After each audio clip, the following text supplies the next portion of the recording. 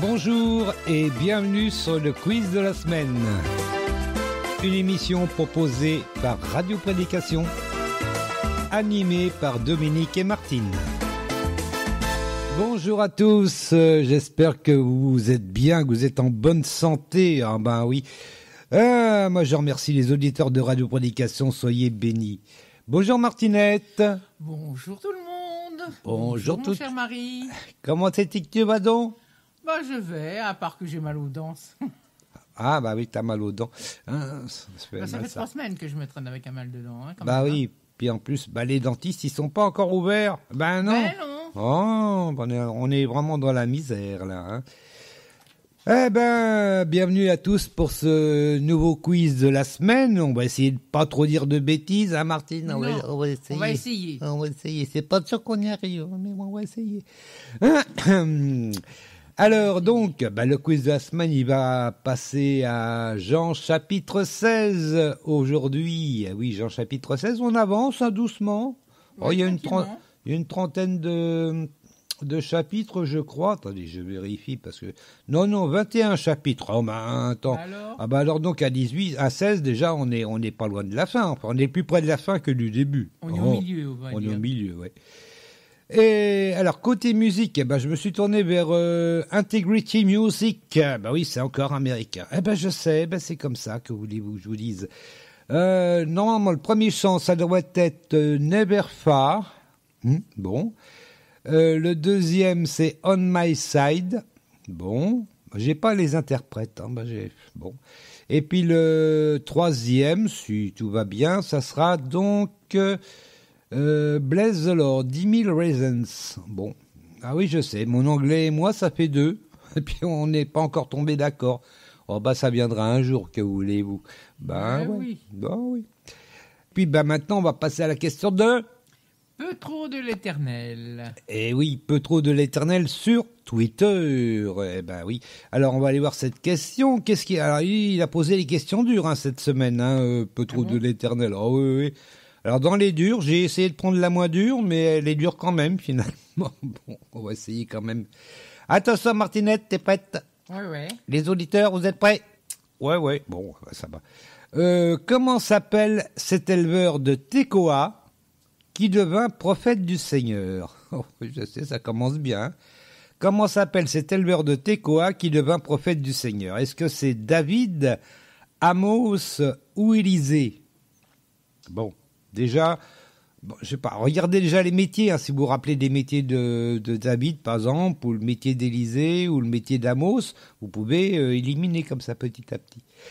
Les réponses des tutos, on les aura après la première pause musicale. Pour l'instant, je vous dis rien pour l'instant. Est-ce que ça vous aidera d'ailleurs? On ne sait pas non plus. Bon, on verra bien. Et puis, voilà, donc, peu trop l'Éternel. Je rappelle la question, Martinette? Oui, s'il te plaît. Allez. Comment s'appelle cet éleveur de Tekoa qui devint prophète du Seigneur? Est-ce que c'est David, Amos ou Élisée? Les champions de la Bible, ils n'ont pas de problème. Les autres, vous avez Google. Hein? Il y a Google pour chercher. Et puis, je crois qu'on a fait le tour, Martinette, je pense. Oh oui, je pense. On va écouter donc le chapitre 16, donc ça va être la première partie. Ça va aller du verset 1 au verset 16. Voilà. Tout le monde est prêt? Allez, on y va, c'est parti. J'espère que c'est pas trop fort, là. On va voir. Ça ne veut pas partir, si. Évangile de Jean, chapitre 16, dans la Bible du Semeur. Première partie. Je vous ai dit tout cela pour que vous soyez préservés de toute chute. Car on vous exclura des synagogues.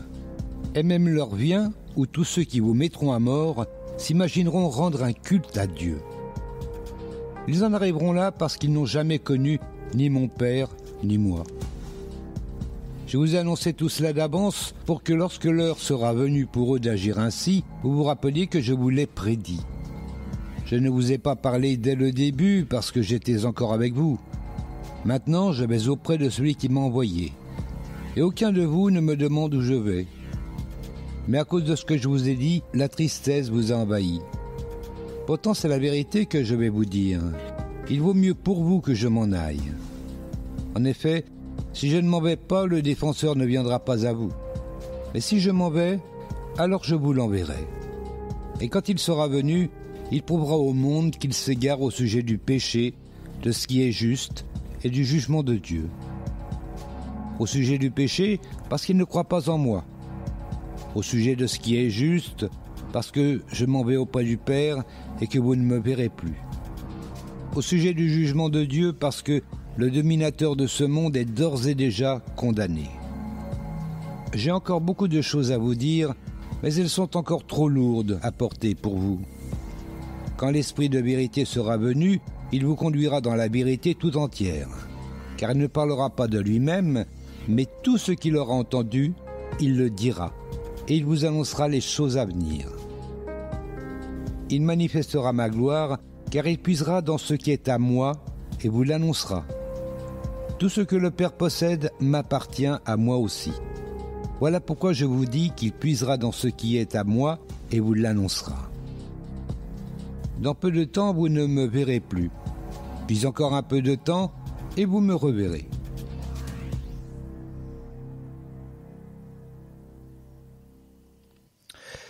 Eh ouais, c'est pas facile, ce chapitre 16 est pas évident, mais on va y arriver. J'ai fait une douzaine de questions à peu près, je les ai fait très très vite, donc il y a des questions par oui, par non, bon, là, j'ai dû faire ça en 15 minutes, donc c'est un peu, c'est un petit survol, quoi.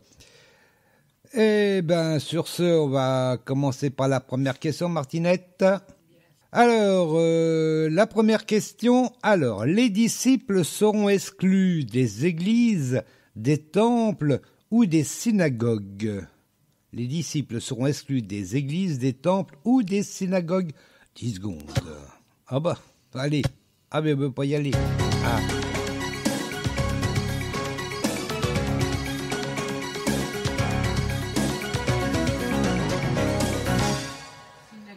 Tu dirais synagogue, bah ouais.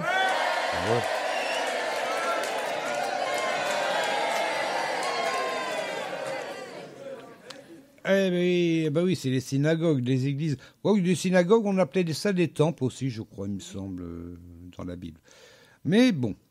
On va passer. Ah non, on va lire d'abord. Attends, je vais un peu vite là. Donc c'est au verset 2. Alors, je vous ai dit tout cela pour que vous soyez préservés de toute chute, car on vous exclura des synagogues, et même l'heure vient où tous ceux qui vous mettront à mort s'imagineront rendre un culte à Dieu. Ça me rappelle des choses qui se passent en ce moment dans certains pays.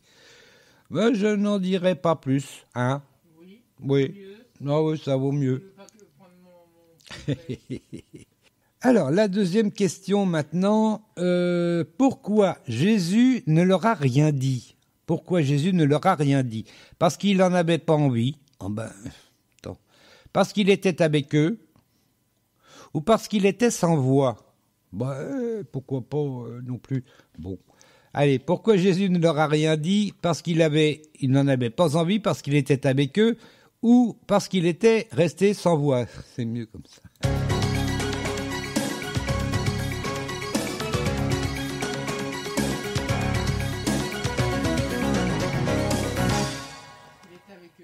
Parce qu'il était avec eux, exactement. Oui.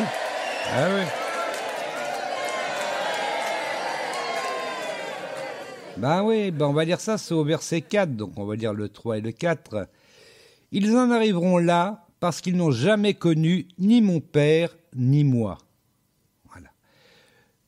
Verset 4. Je vous ai annoncé tout cela d'avance pour que, lorsque l'heure sera venue pour eux d'agir ainsi, vous vous rappeliez que je vous l'ai prédit. Je ne vous en ai pas parlé dès le début parce que j'étais encore avec vous. Allez, la troisième question. Si Jésus ne s'en va pas, le défenseur ne viendra pas, le modérateur ne viendra pas, ou le juge ne viendra pas.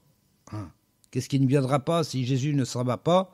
Le défenseur, le modérateur ou le juge? Ça rigole pas. Allez, 10 secondes.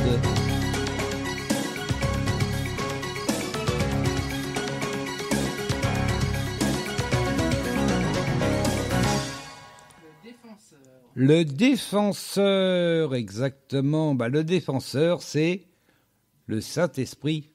Eh ben oui, tout simplement, c'est le défenseur. Mais il a de nombreux rôles, quand même. On va le voir d'ailleurs, il en parle Jésus dans cette partie. Alors, ça au verset 7, je vais lire un petit peu plus, 5, 6, 7. Maintenant, je vais auprès de celui qui m'a envoyé, et aucun de vous ne me demande où je vais. Mais à cause de ce que je vous ai dit, la tristesse vous a envahi. Pourtant, c'est la vérité que je vais vous dire. Il vaut mieux pour vous que je m'en aille. En effet, si je ne m'en vais pas, le défenseur ne viendra pas à vous. Mais si je m'en vais, alors je vous l'enverrai. Voilà. Et puis on va savoir un petit peu plus sur le Saint-Esprit, juste après d'ailleurs. Allez, la question suivante. L'Esprit de vérité parle de lui-même, oui ou non? L'Esprit de vérité parle de lui-même, oui ou non? Le Saint-Esprit, on va dire. Le Saint-Esprit parle de lui-même, oui ou non? Allez, 10 secondes, comme d'hab. Il ne veut pas y aller.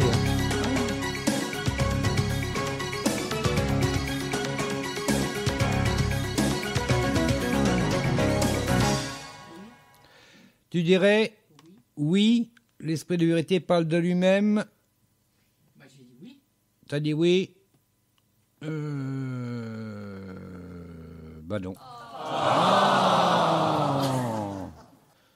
Oui, non.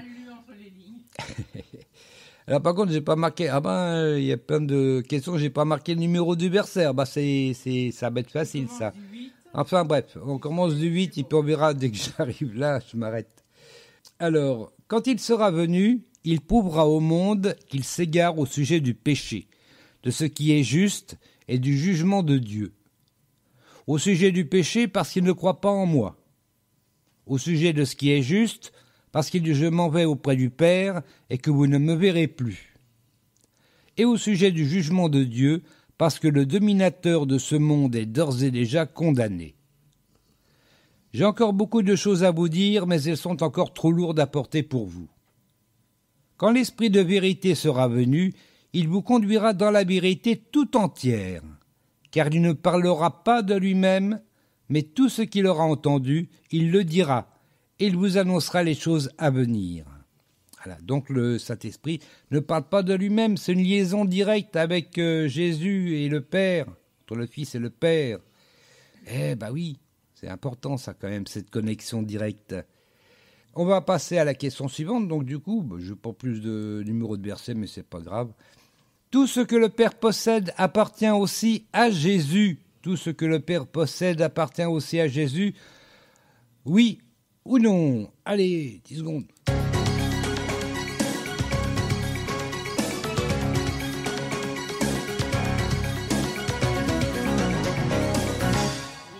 Tu dirais oui, que tout ce que le Père possède appartient aussi à Jésus, et c'est une bonne réponse.